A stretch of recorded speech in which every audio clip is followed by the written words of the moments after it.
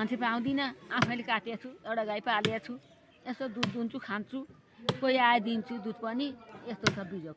कोही छोरो मान्छे छैन गाउँमा, सबै विदेश गइहाले। ल हेर्नु सजुरो, मैया हो, तिमीहरू भए काटिदिन्थ्यौ बोकिदिन्थ्यौ। अलि टाढा लाउँछ घाँस मैया बाबु।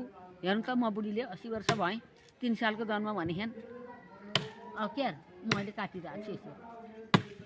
ल हेर मैया, ल हेर कत्रो रुखमा चढ्छु। उँभो चढौँ भने सक्दिनँ मैया, उँधोले लम्केर यसरी काटिएको छु मैले।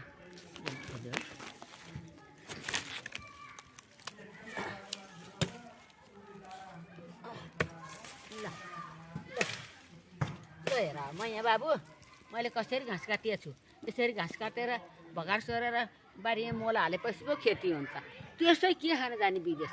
ए मेरो बारीमा त खन्नी कोख्रिनी हेर्नु त जम्मै फलफुलदेखि अर्थ छैन। यति गरेको छु।